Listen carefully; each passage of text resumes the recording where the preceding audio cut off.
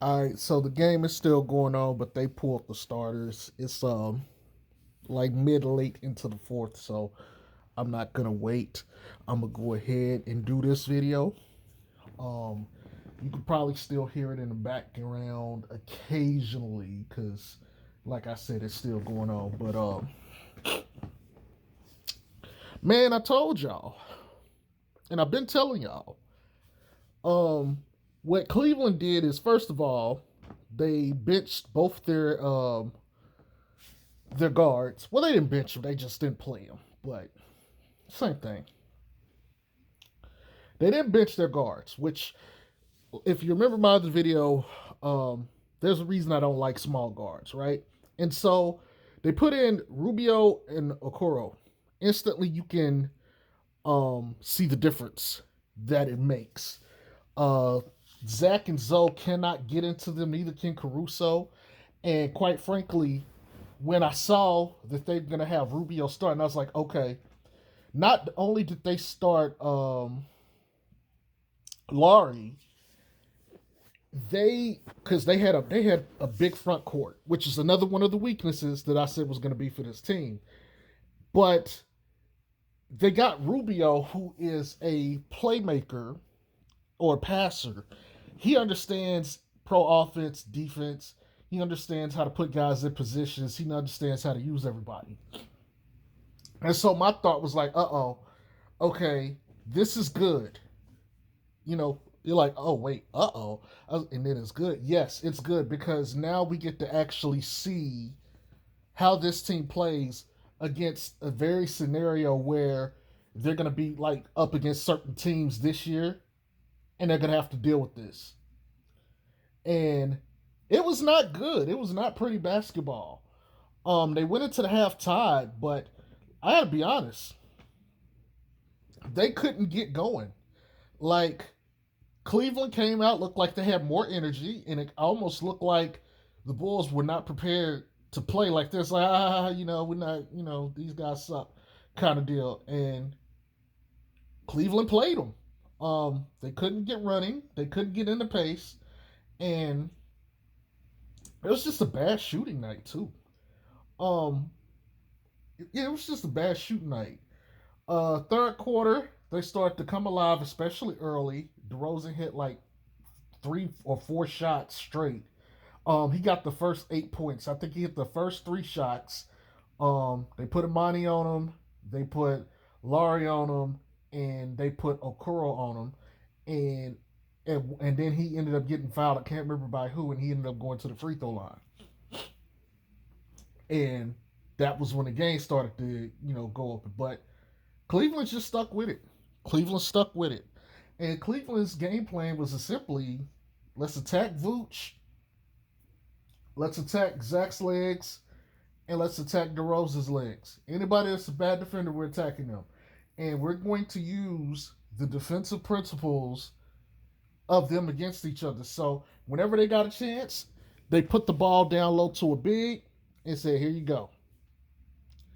And it slowed the game down. And it was grinding them down. And if a guard or somebody else got into the lane and they kept their dribble up, they already knew they was going to get jumped or surrounded by 3 Bulls. And so what was happening was you had guys like Laurie cutting because their guy, left, to go and defend or help contest the dribble penetration. And they were just getting wide open attacks at the basket and they were just, winning. And it doesn't hurt that these guys were making shots too. Laurie, I believe, finished the game with 16 points. Um, but here's the thing, guys.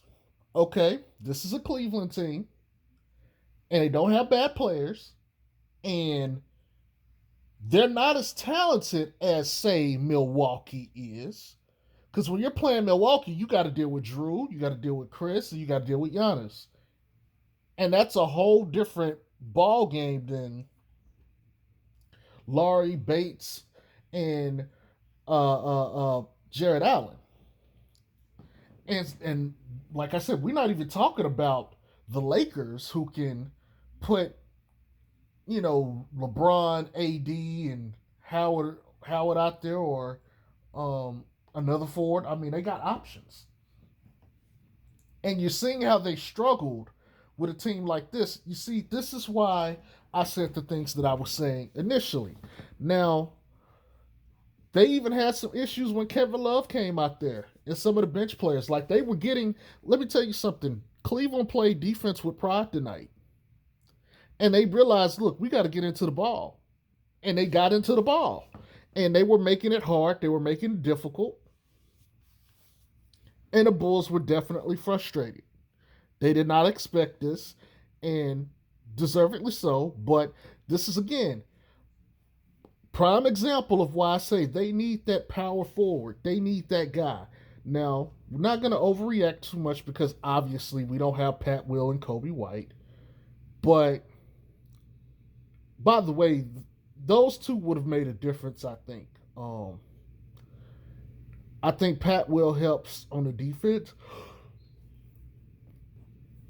I think Pat Will helps on the defense, and Kobe White is one of those guys where off the bench tonight, when some of your starters or most of your starters aren't hitting, he can come in and give you a spark.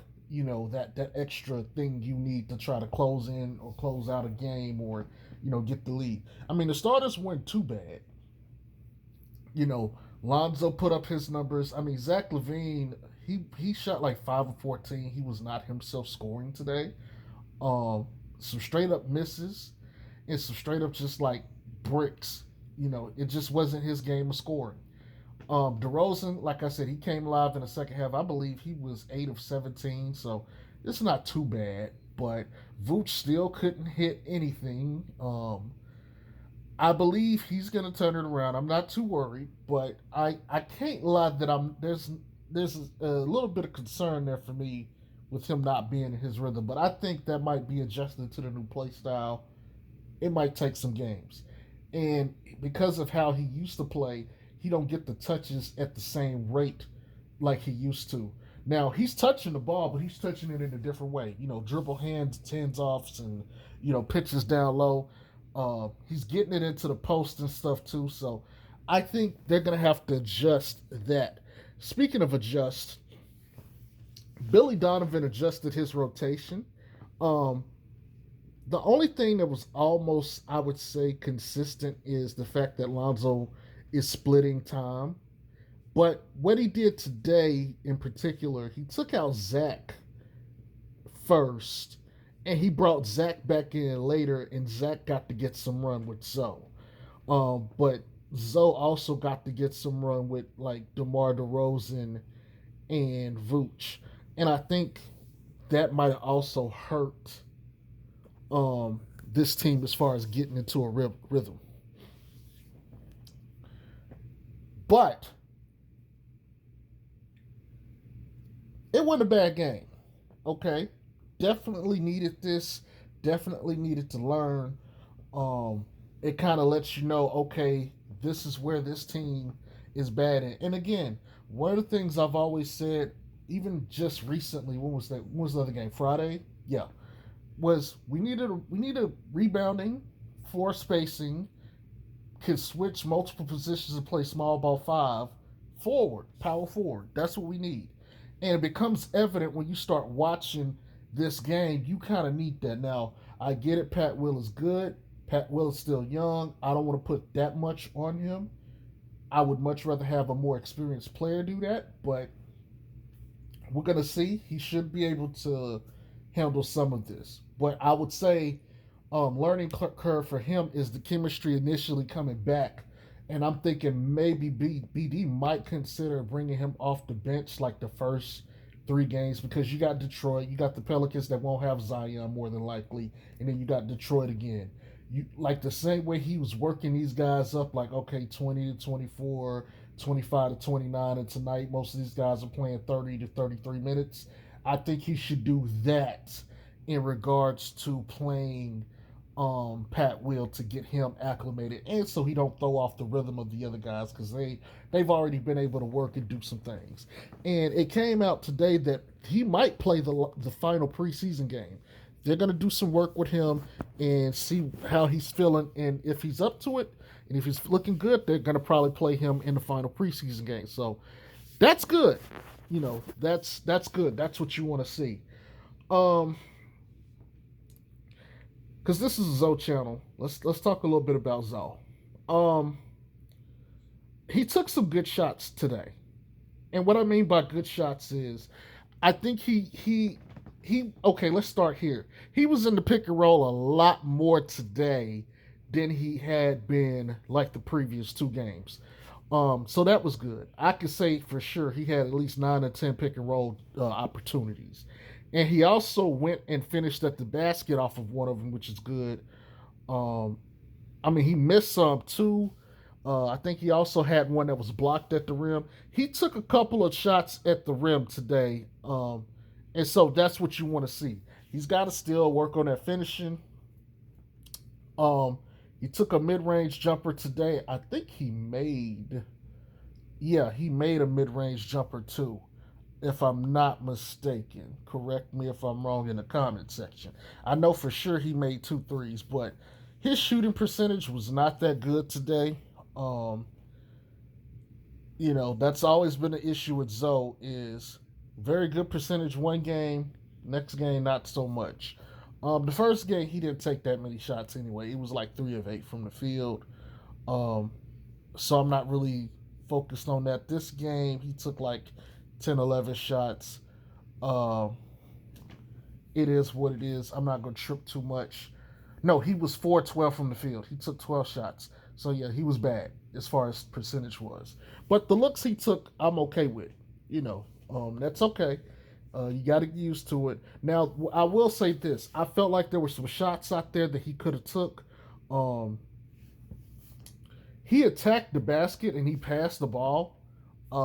Didn't really like that, but that's where he made up for it later when he actually went to the rim and finished. Um, and I thought that was good. He's looking to finish through contact, which is something I don't think we saw as much in the Pelicans or on the Pelicans or even the Lakers. So that's nice. He's trending up. That's what you want to see. And again, it's one of those things like I told you guys last year. You don't want to take something away. You want to give a constant diet. You want to constantly work on it and improve on it. If he's going to be improving on that and if he's going to be repping that this year, he's going to get reps doing it, he will get better. And then the next year he'll be competent in it. I would like to see more mid-range jumpers. He took 2 or 3 today, so that's good. I know the other games he took like one, and that was it. I think they still want to use him as a floor spacer because he's such a good shooter. And the last game is kind of like proof of concept when he shot 5 or 6. So I don't blame them for that. But I would definitely like to see him mix up his shots a little bit more. But I'm not a good trip about that. Hey, he got to the basket. He at least took the mid-range jump shots. I think some of this also has to do with chemistry because I find some of the other teammates are in his way. And I don't mean like the starters necessarily. I mean like, your Javante Greens, your Troy Browns, those other guys, Alize Johnson. With the bench guys, I think they got to realize, hey, this is his spot. I need to clear or I need to figure that out and avoid that so he can get a shot off. Um, like I said, Zach was pretty bad shooting the ball today. I mean, he made some tough finishes. He made some tough shots, but today was just not his day. To be honest, it really wasn't anybody's day in the start lineup other than like DeRozan into like the second half. Everybody was kind of sucking for the most part. They left some plays on the court, but it's preseason. And I don't want to shun preseason and be like, oh, well, it's just preseason. But, you build your habits now in preseason. So, again, they're working on some things. And you can see the proof of concept. You can see what they're trying to go for. Still need some polishing. But you got one more preseason game to get that under wraps before dress rehearsal is over. So, again, I'm not gonna trip about the stats. That's why I haven't been like post the stats because I could have said that yesterday and I didn't. But this is preseason. I don't. It don't count. you know, it don't matter at the end of the day. But again, the type of shots he's taking will matter. Um, the defense today, I feel like got exposed a little bit because like there's some moments where it's like you see the flashes, you see them getting turnovers and stuff. Speaking of, we had a lot of turnovers to start the game. That was a problem. That's part of the reason why we started sucking too. But defensively, you can see where it's strong, but you can also see due to a lack of personnel where it's like not as good. Um, Definitely gonna have to do some things there.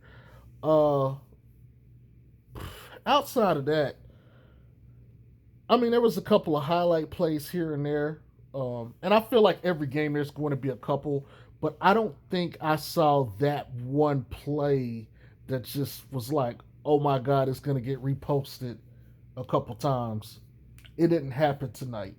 Got close a few times, but not quite, not quite there. Um, I can't. I think they had. I think they finished the game with more than 10 steals. I know by halftime they had 7. Yes, so I think they ended up finishing the game with 10 steals. I think it was stated too, um, either this game or last game, that the high like 9 was the most that a team had um, per game last year. This team has been getting 10 or more every game, so that's good. Um, the blocks, Zoe has been a monster on the blocks. I believe he had 4 today. That's good. He's gonna make a case for first and second team defense, um, for sure. He's been good. Speaking of Zoe, people were scoring on him a little more today than they had. Previous 2 games it was like maybe one shot or two if you're lucky. I think 3 or 4 people got a shot on him today. But overall, he's done a very good job on the defense. I'm not worried. I'm not concerned about that. But he looks better on defense on the Bulls so far than I think he was on the Pelicans. Outside of that, man, look, another standard game. I know I don't have like a final score or anything like that. Like I said, I'm not watching the rest of the game. I don't care to see the others come in. We got some work to do. Still 60 wins. Still not getting off that. I'm gonna be consistent. Um, I'm open to critique on that at the end of the year. I don't care. It doesn't bother me. Um, I'm gonna put my head out on a swivel and let it be what it is. 60 wins. Okay. Um, I will say, I don't think in the regular season, Cleveland, even if they have an advantage with, say, the same lineup they had, that they would bench Garland or Colin Sexton. And so I think our game against them or games against them will be easier during the regular season when we have to match up with them. And in general against other small guards. Um, but again, when teams could get into them, it's like, let me say it this way: they're not a physical, burly team.